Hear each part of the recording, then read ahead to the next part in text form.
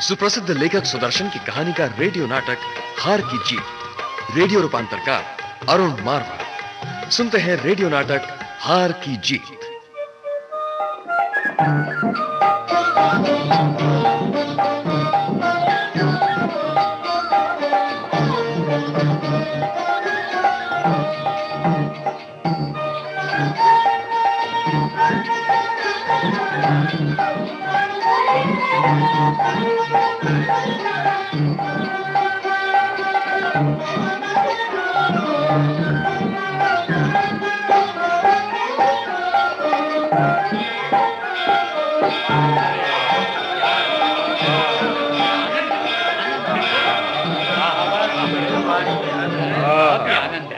भाई वाह, मजा आ गया आज तो। बाबा भारती के प्रवचन सुनते सुनते समय कब बीत गया पता ही नहीं चला, और चित्त भी इतना शांत कि कुछ भी कहते नहीं बन पा। अरे जादू है, जादू जादू है बाबा भारती की आवाज में। ऐसा लगता है मानो मिश्री सी घोलकर किसी ने कानों को पिला दी। आहा, और समझाने का तरीका आहा, वो तो ऐसा निराला है कि बस सीधे दिल में उतरती है उनकी बात। हाँ भैया, और भैया ये तो कुछ भी नहीं। पिछले महीने पड़ोस के गांव में जब बाबा भारती प्रवचन देने गए थे तो मैं भी साथ ही गया। अच्छा? अरे लोगों का उत्साह तो बस देखते ही बनता था। पूरा का पूरा गांव उमड़ पड़ा था उनकी मधुर वाणी सुनने के लिए। कहने को केवल एक दिन के लिए गए थे, लेकिन गांव वालों के जोर देने पर रुकना पड़ा। अरे 3 दिन तक लोगों ने अपने घर बार की सुध तक नहीं ली। अरे आनंद आ गया होगा ना। और हर किसी से कितने प्यार से मिलते हैं, और सबसे बड़ी बात तो ये कि अपने ज्ञान की इस धरोहर का जरा भी घमंड नहीं है। अरे भाई पंचायत लगी है यहाँ तो। अरे राम राम चाचा। राम राम राम। भाई किसकी बातें हो रही हैं हरिया चाचा? अरे किसे घमंड नहीं है अपनी धरोहर का भाई, हम भी तो सुने। ये लो फिर से आ गए ये मुस्टंडे, काम ना काज, बस सारा दिन मटर गश्ती।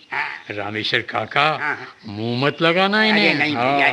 अरे तुम्हारे मतलब की बातें नहीं है गोविंद बेटवा, तुम तो बस आवारा गर्दी करो अपने दोस्तों के साथ। सारे गांव में अपनी मूछें ताने, अपनी जवानी पर इतराते घूमते रहो इस ओर से उस ओर। चाचा कहते हैं हम तुम्हें, समझे? चाचा कहते हैं चाचा। बहुत इज्जत करते हैं हम तुम्हारी, लेकिन अपने आपे में रहो, समझे? हमारी पहुंच को तुम अच्छी तरह जानते हो क्यों नहीं आले? अरे क्या फिर बताएं हम क्या हैं? जानते हैं चाचा का गलत फायदा नहीं। खूब जानते हैं। चले आए दो हरिया, रहने दो। कच्ची उम्र और उस पर जवानी का नशा। बाबा भारती के विचारों को इस उम्र में थोड़ी समझेंगे ये लोग। सही बात है। तो यहाँ भी बाबा भारती के नाम के चर्चे हैं। भाई बहुत खूब, क्यों नहीं हाले? यार हम भी बाबा जी के भगत बन जाएं? क्या बात है? भाई वाह, क्या बात कही है गोविंद तूने भी। क्या बात कही है, जरा सोच। बाबा भारती का प्रवचन चल रहा है, एक तरफ भक्त बैठे हैं तो दूसरी तरफ भक्तिनियां आंखें बंद किए भक्ति भाव में डूबी बाबा जी के भजनों को सुनकर भक्तिनियां डोल रही हैं। और प्रेम रस में डूबे हम उन्हें निहार रहे हैं। सारे गांव की सुंदरता एक ही छत के नीचे। क्या बात है? जरा सोच गोविंद। सोच लिया। अरे राम राम राम राम राम। अरे शर्म आनी चाहिए तुम लोगों को बाबा के बारे में ऐसी हीन बातें करते हुए। बिना किसी स्वार्थ के वो हमें प्रवचन देते हैं, अपना ज्ञान हम सब के बीच बांटते हैं। मोह माया से परे हटकर जीवन को कैसे जिया जाए इसका संदेश वो हमें देते हैं। ऐसे देवता स्वरूप मनुष्य के लिए तुम ऐसी बातें करते हो। अरे धिक्कार है तुम लोगों पर। अब ऐसा तो मत कहो काका, इतने भी दूध के दूल्हे नहीं हैं तुम्हारे ये भारती बाबा। मोह माया को त्यागने का प्रवचन तो वो आपको देते हैं, आपको। हाँ, खुद तो वो इन बंधनों में कितना जकड़े हुए हैं, इस बात की आपको कोई खबर नहीं काका। अरे क्या क्या क्या कह रहे हो? बाबा भारती और मोह? अरे सवाल ही पैदा नहीं होता। अरे तो फिर बताओ, क्यों बाबा जरा सा भी समय मिलते ही सांसारिक हो जाते हैं? हाँ? क्यों प्रवचन खत्म होते ही सीधा अस्तबल की ओर रुख कर लेते हैं? क्या? अरे क्यों हर समय उनके होठों पर एक ही नाम रहता है? हाँ? सुल्तान सुल्तान सुल्तान। अरे ये मोह नहीं तो और क्या है? बताओ। ओ, तो तुम सुल्तान की बात कर रहे हो? जी बिल्कुल, सुल्तान की बात कर रहे हैं हम, बिल्कुल सुल्तान की ही बात कर रहे हैं। उस घोड़े की बात जिसके मोह में वो पूरी तरह जकड़े रहते हैं। उस पर बैठकर जो घमंड उनके चेहरे पर उतरता है ना, बस वही मुझे गवारा नहीं है। और नहीं तो क्या, मोह माया से दूर रहने की बात करते हैं तो उस जानवर से इतना स्नेह क्यों करते हैं? ना ना ना, तुम नहीं समझ पाओगे नेहाला।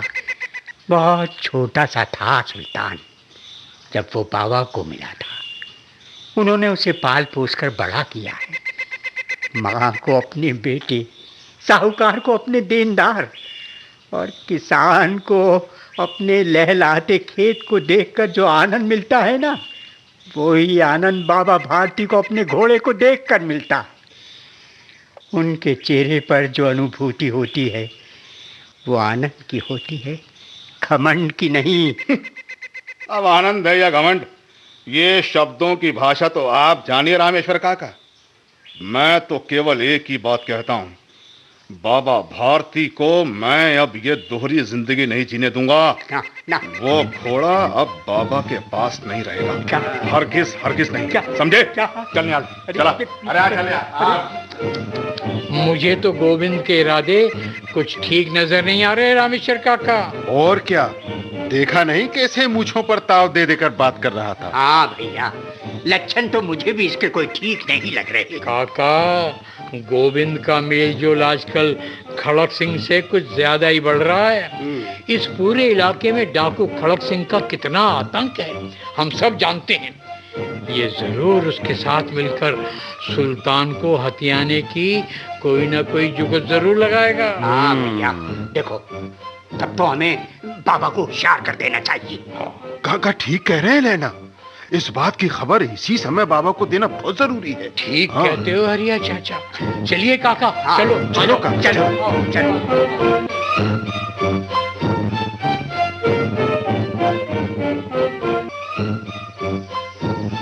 अरे सरदार, क्या बात है। आपका तो जवाब क्यों क्या कहते हो रफीक? देखी हमारी इस खोपड़ी की तरक्की, बिना एक भी गोली चलाए सारा का सारा माल हमारे कब्जे में आ गया। अरे आपका तो नाम ही काफी है सरदार। अरे अच्छे अच्छे जिगर वाले भी आपका नाम सुनते ही हिल जाते हैं। क्यों नहीं। और वो चौधरी कैसी बड़ी बड़ी मूछें उठाए पूरे गांव में घूमा करता था। एक ही पल में निकल गई सारी हवा। ससुरे को कहा था 50,000 का इंतजाम कर ले यदि चैन से जीना है तो, पर नहीं माना। कर ली अपने लठाइतों की फौज तैयार, पर जब डाकू खड़ग सिंह की दो नाली सट गई उसकी लड़की की कनपटी पर तो हवा खुश्क हो गई उन भाड़े के टट्टुओं की। तिजोरी का मुंह खोल कर रख दिया ससुर ने। ये देख, ये हार, ये जेवर और ये गहने है किसी और सरदार के पास इतना बेशकीमती सामान। क्या बात है सरदार आप। गहनों में गैर जुबान होती तो ये यूं खामोश नहीं रहते। कुछ कमी है, कुछ कमी है, कुछ कमी है अभी बेसाख्ता। बस यही कहते रहते। हाँ, यही अरे, कहते रहते। आओ गोविंद आओ। ओहो, निहाला भी आया है। कैसे हो गोविंद? बढ़िया सरदार। कहो क्या खबर लाए हो इस बार? इस बार तो सरदार वो खबर लाया हूँ कि सुनते ही दिल नाच उठेगा तुम्हारा। सरदार, अपने ही गांव में छुपाए वो खजाना। अरे ऐसा हीरा जिसे देखते ही आंखें चुंधिया जाएं, ऐसी नायाब चीज जिसकी एक झलक के सामने इन तमाम गहनों की सारी चमक एकदम फीकी पड़ जाए। अरे ऐसा कौन सा धन गड़ा पड़ा है तेरे गांव में? अरे ले दे के वो ही तो साहूकार है, और वो तो खुद ही सुबह शाम हमारे पैरों पर अपनी नाक रगड़ने आ जाता है। सरदार सरदार बाबा भारती सरदार, उसके पास जो अनमोल रत्न है ना, अगर वो तुम्हारे खजाने में शामिल हो जाए तो तुम्हारे इन गहनों की चमक दुगनी हो जाएगी सरदार। बाबा भारती? अरे उसके पास क्या धरा है? अरे काली मैया का भक्त है भाई, इधर उधर उपदेश देकर अपना गुजर बसर करते होंगे। उनकी अंटी में ऐसा कौन सा खजाना हो सकता है रे गोविंद? सरदार यही तो बात है। जब तक खुद अपनी आंखों से मैंने सुल्तान को नहीं देख लिया था, मैं भी बिल्कुल ऐसा ही समझता था। सुल्तान? सुल्तान कौन? ओहो सरदार, अरे उनका घोड़ा सरदार, उनका घोड़ा जिसे वो सुल्तान कहकर बुलाते हैं। और सरदार, घोड़ा भी ऐसा कि देखते ही आंखें फटी की फटी रह जाएं। क्या रंग, क्या ऊंची कद काठी, एकदम गजब। क्या सन्यासी, बाबा और घोड़ा? यही तो हम भी कह रहे हैं सरदार। अरे उस साधु बाबा के पास ऐसे घोड़े का भला क्या काम है? ऐसा सजीला घोड़ा सरदार की बस क्या कहें। 20 घोड़े होंगे आपके पास, लेकिन ऐसा बांका घोड़ा आपकी आंखों के आगे से कभी ना गुजरा होगा। ऐसा नायाब घोड़ा गांव में है और खड़ग सिंह को खबर तक नहीं? अचरज की बात है गोविंद ये तो। अरे अभी भी क्या देर हुई है सरदार? अरे आप कहे तो इसी दम जाकर घोड़े को उठा लाएं। रफीक मियां, इतना आसान काम नहीं है ये। बाबा जान दे देंगे, लेकिन घोड़े को हाथ तक नहीं लगाने देंगे। अरे उस घोड़े सुल्तान में तो मानो बाबा के प्राण बसते हैं सरदार। अरे अगर ऐसा है तो तय रहा गोविंद, बाबा इस घोड़े को अब ज्यादा दिन तक नहीं देख पाएंगे। वो घोड़ा अब खड़ग सिंह के पास ही होगा। तुम्हारा काम पूरा हुआ गोविंद, अब बाकी का काम हमारा है। ठीक है सरदार। अब हमें देखना है कि इस घोड़े सुल्तान को किस तरह से हासिल किया जाए। अब हमें सोचना है कि किस तरह से बाबा के ये प्राण उनके शरीर से अलग किए जाएं। अब ये हमें सोचना है। ठीक है सरदार, हम चलते हैं। चलिए।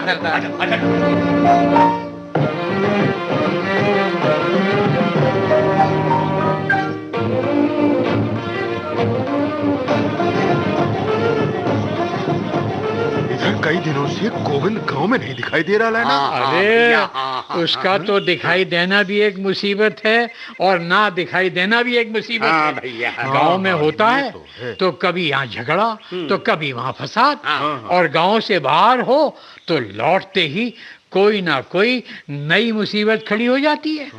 अरे याद नहीं है आप लोगों को? पिछली बार उसके लौटते ही चौधरी के यहाँ डकैती पड़ी थी। अरे इसी बात का तो डर है लेना, खड़ग सिंह को अब तक सुल्तान की खबर जरूर मिल चुकी होगी। ना जाने कब वो बाबा के हाथ धावा बोल दे। हमें मदद के लिए बाबा के आसपास रहना चाहिए। अरे घोड़े के टापों की आवाज है। घोड़े के टापों की आवाज? हाँ। इस समय कौन हो सकता है? अरे ये तो बाबा हैं, बाबा भारती। बाबा जय हो भारती। बाबा भारती। बाबा है। जय हो। जय हो बाबा। जय हो हरिया। लहना सिंह कैसे हो? ठीक है। राम राम राम राम रमेश्वर काका। राम राम राम राम बाबा, राम राम। लेकिन आप इस समय यहाँ अकेले? भाई पूजा अर्चना हो चुकी थी रमेश्वर काका, बेकार बैठे मन नहीं लगा तो सोचा चलो सुल्तान के साथ थोड़ी ताजी हवा का आनंद ले ले। वो तो ठीक है बाबा, लेकिन इस तरह आपका अकेले घूमना ठीक नहीं है। खड़क सिंह का कोई भरोसा नहीं, ना जाने कब कहाँ और कैसे धावा बोल दी। और फिर गोविंद पहले ही धमकी दे गया है बाबा। अरे अरे काका, इस बात को तो बहुत दिन बीत चुके हैं, और वैसे भी खड़क सिंह का हम लोगों से क्या बैर हो सकता है? वो भला क्यों हमें नुकसान पहुंचाने आएगा? काली मैया का आशीर्वाद है हमारे साथ काका, चिंता मत करो। बस हम अभी थोड़ी देर में लौटते हैं। जय काली मैया। हाँ, बहुत सीधे हैं बाबा, नहीं जानते कितना घाघ है खड़क सिंह। हे प्रभु, हे काली मैया, रक्षा करना बाबा, रक्षा करना। जय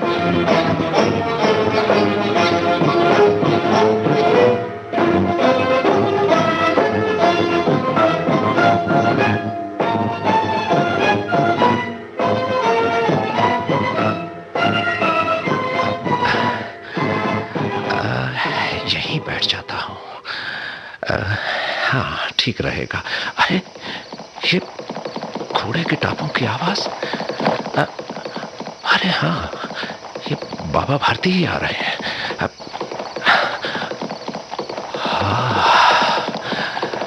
बेमिसाल, सचमुच अनोखा, इतना सुंदर घोड़ा, इतना मनमोहक, इसकी चाल के सामने हवा भी मात खा जाए। ठीक कहा था गोविंद ने, सुल्तान तो हमारे ही पास होना चाहिए, खड़ग सिंह के पास, डाकू खड़ग सिंह के पास। लगता है इधर ही आ रहे हैं बाबा। अब अपाहिज बनकर इसी पेड़ के नीचे बैठ जाता हूँ।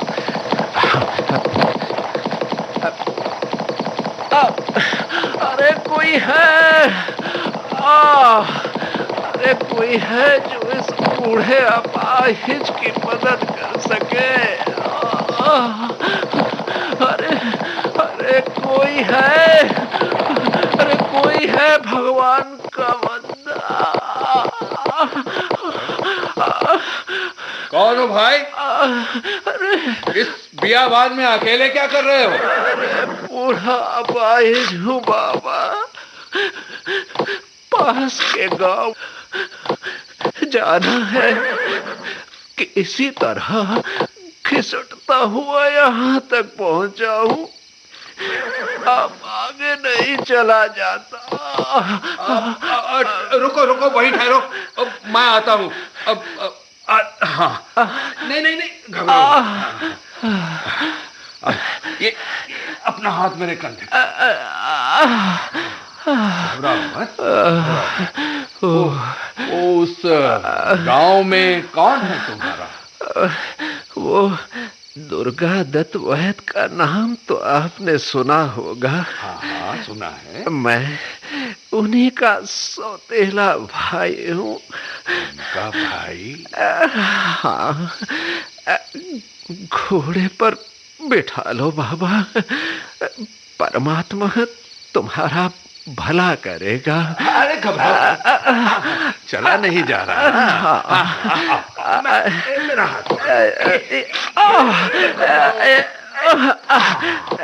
आराम से बैठ जाओ, ये सुल्तान तुम्हें बिल्कुल कष्ट नहीं देगा।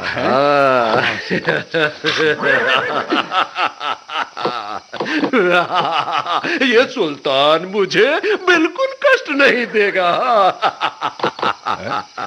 अरे अरे कौन हो तुम? कौन हो तुम? ओह, मुंह पर कपड़े की वजह से नहीं पहचाना। ये देखो, पहचाना? डाकू खड़क सिंह। हाँ, डाकू खड़क सिंह। आज से घोड़ा हमारा हुआ बाबा। जीत ही लिया फिर सुल्तान को हमने।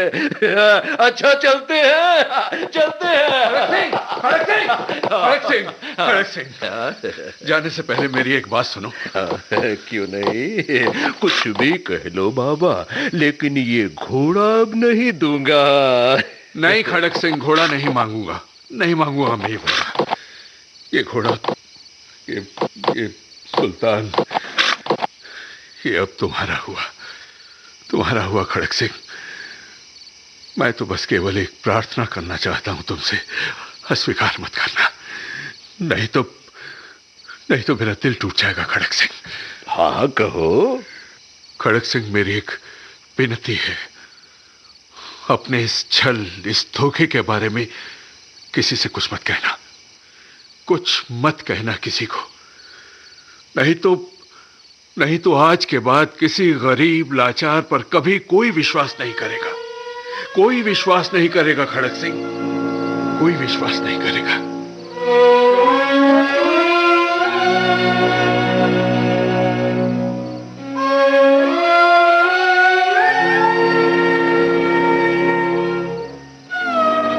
अरे सरदार, आप यहाँ बैठे हैं और बाहर सारे साथी आपका इंतजार कर रहे हैं। अरे जश्न की सारी तैयारियां पूरी हो गई हैं, बस आप चलिए अब। नहीं रफीक, आज मन नहीं कर रहा। क्या कह रहे हैं सरदार आप? अरे आप ही ने तो कहा था कि सुल्तान को जीत कर लाने के बाद जश्न होगा, जश्न, और अब आप ही। कहा तो था रफीक, लेकिन न जाने क्यों हमें अपनी ये जीत नहीं लग रही। सुल्तान को हासिल करने के बाद भी मालूम नहीं क्यों हमें अपनी इस जीत पर कोई गर्व नहीं हो पा रहा। हमने बल से नहीं बल्कि छल से सुल्तान को हासिल किया है। गर्व की जगह ग्लानि हो रही है हमें अपने ऊपर। अरे हम डाकुओं की जिंदगी का एक ही उसूल है सरदार। अरे जो चीज पसंद आ जाए उसे अपने कब्जे में लेकर ही दम लेते हैं। अब चाहे उसमें हमें बल की जरूरत पड़े या फिर छल की। जीवन भर हमने यही तो किया है रफीक। जिस चीज पर भी दिल आया उसे किसी भी तरह पाकर ही रहे। लेकिन पहली बार कुछ जीत कर भी हमें अपनी हार ही का अनुभव हो रहा है। बाबा भारती की वो करुण आंखें बार बार हमारी नजरों के सामने आती हैं। कैसे निरीह दृष्टि से उन्होंने देखा था हमारी ओर। सरदार आप। सुल्तान से उन्हें बहुत प्रेम था रफीक। अपने बच्चे की तरह पाला था उन्होंने उसे। उससे बिछुड़ने का दुख उनके लिए असहनीय था। फिर भी उन्होंने हमसे घोड़ा वापस करने के लिए नहीं कहा। बस एक बार सुल्तान की ओर देखा और चल दिए। केवल इतना ही कहा उन्होंने कि मैं इस घटना के बारे में किसी को कुछ न बताऊं, नहीं तो आज के बाद किसी गरीब लाचार पर कोई भी विश्वास नहीं करेगा। वो मनुष्य नहीं है रफीक, देवता है देवता। बहुत भारी भूल हो गई हमसे, बहुत भारी भूल। रफीक, सुल्तान को तैयार करो, हम इसी समय गांव की ओर जाएंगे। जैसा हुक्म सरदार।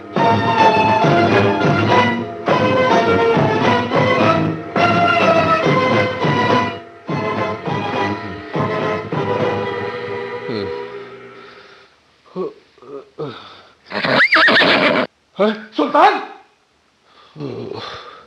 कैसा स्वप्न था ये, कितना विचित्र लगा, जैसे सुल्तान हमारी ओर बढ़ा चला आ रहा हो वायु वेग से।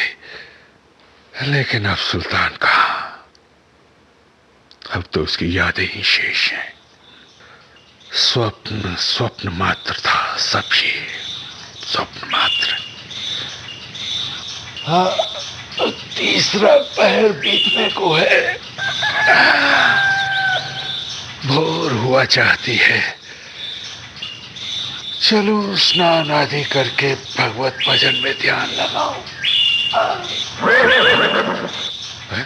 ये तो सुल्तान का स्वर है।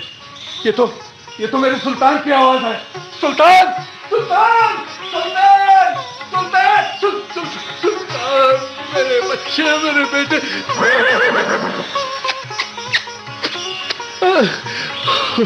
मेरे बच्चे, कितना रोया तेरे लिए, कितना रोया तेरे लिए सुल्तान।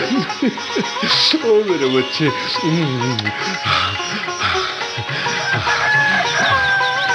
सुल्तान,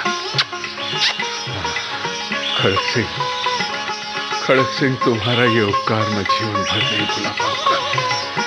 हाँ खड़क सिंह, हाँ, अब किसी गरीब का विश्वास नहीं टूटेगा। अब कोई किसी लाचार की सहायता से मुंह नहीं मोड़ेगा। हाँ, मुंह नहीं मोड़ेगा, कभी नहीं। क्यों सुल्तान? क्यों मेरे बच्चे? कभी नहीं, कोई मुंह नहीं मोड़ेगा किसी की सहायता से।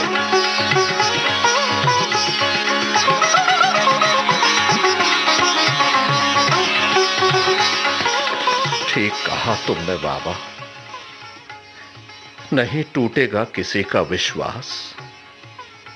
अपाहिज बनकर मैंने तुम्हारे विश्वास के साथ छल किया, तुम्हें धोखा दिया, किंतु अब मैंने प्रायश्चित कर लिया है बाबा। तुम्हें तुम्हारा सुल्तान लौटाकर तुम्हारी मनुष्यता हार कर भी जीत गई बाबा, और मैं खड़क सिंह जीत कर भी हार गया। मैं हार गया बाबा, मैं हार गया।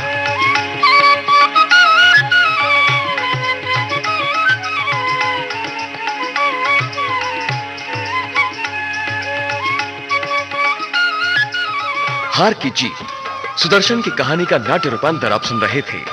रूपांतरकार थे अरुण मारवा, निर्देशक थे विजय दीपक छिब्बर और सहायक सुधीर राजौरिया। कलाकार बनवारी तनेजा, विजय नांग्याल, बीएल टंडन, सुरेंद्र सागर, नंद किशोर वर्मा, चांद नारायण सक्सेना, विजय सिंह और आशीष बग्गा।